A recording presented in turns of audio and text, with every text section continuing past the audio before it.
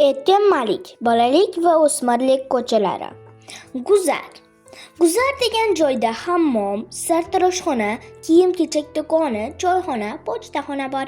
Hammomdan chiqqan puldor amakilar qaymoq bilan issiq non olib, nonushta qilishadi. Pul yo'q bechoralar qirq yamoq choponiga o'ralib, hammomdan chiqishadi-yu, ko'cha chetidan devor yoqalab uylarga qarab jo'nab qoladi. Yonimdagi qaymoqchilar xaridor chaqirishadi. Menikining shundog'im bozor chaqqon, sotilmay qolishidan qo'rqmayman. Quyuq, mazali. So'qim boqiladigan xonaning yonginasida yana bitta bostirma bor. Unda ona bola sigir turadi.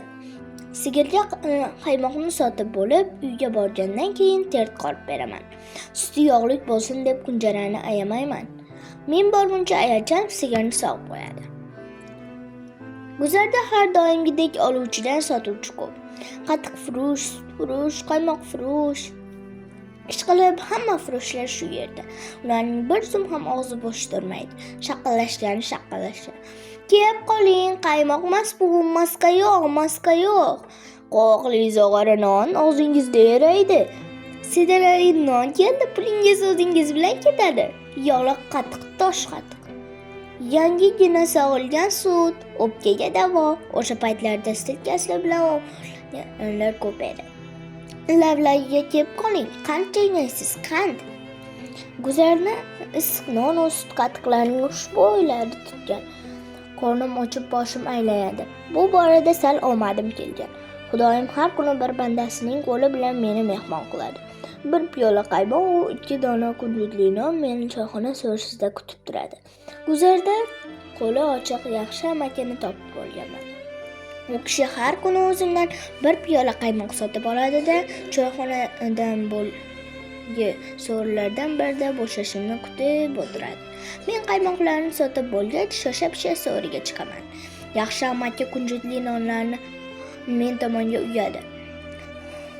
"Ol jiyanim", deydi-yu, o'zi chimdinib o'tiradi. Men issiq nonning hididan har doimgidek shoshib qolaman. Burdalarni qaymoqqa botirib, katta-katta tishlayman. Har zamonda yaxshi amaki, "Ol o'g'lim, ol, qorningni to'qlab ol, bo'sh qop tik turmaydi", deb qo'yadi. Xuddiki qornim to'ygandan keyin menga biron bir zarur ish buyuradigandek. Non bilan qaymoqni pokiza tushirgach, uyga qaytishni o'ylab qolaman. Yaxshi amaki menga bir qarab qo'yadi-da, "Endi bora qol, ayachang kutib qoldi", deydi. Ba'zi paytlarda yaxshi amaki choy ustida meni esdan chiqarib, xayol surib qolganlarini ko'raman. Nimalarni o'ylashini bilaman. O'g'lini o'ylaydi. Yaxshi amaki urushga ketganda xotini o'g'lini olib qayoqqadir ketib qolgan. Yaxshi amaki ularni qidirib topolmay yuribdi. Xuddi menga o'xshaydi. Men bo'lsam oyijonimni qidirib yuribman. Ikkalamiz ham eng yaqin odamimizni qidiramiz. Acha xolam aytgandek, bariga urush aybdor. Urush bo'lmaganda men oyijonimni, yaxshi amaki o'g'lini yo'qotib qo'ymagan bo'lardi. Yana kim biladi, ish qilib men shunaqa o'ylayman. Shunday paytlarda acha xolamning menga qarab, "Oyning 15 kuni qorong'u bo'lsa, 15i yorug', Mirzo bolam. Xudo xohlasa yorug' kunlar keladi", deganlarini eslab qolaman. Hayolimda o'sha yorug' kunlar menga ham, yaxshi amakiga ham yaqin kelib qolgandek tuyuladi. Yorug' kunlar ichidan yaxshi amakining o'g'li, mening oyijonim chiqib kelayotgandek beradi. Qani edi tezroq shunday bo'lsa. Piyolalarni dastalab, yaxshi amaki bilan xayrlashib, uyga chopaman. Bu paytda oftob bir terak bo'yi ko'tarilgan Kungay tomondagi past va baland binolarni quyosh o'z nuri bilan yoritayotgan bo'ladi. Oftob jazillatmasa ham odamga xush yoqadi. Bir pas devor tagida oftob shu vaqtda o'tirgim keladi. Aravalar serqatnov.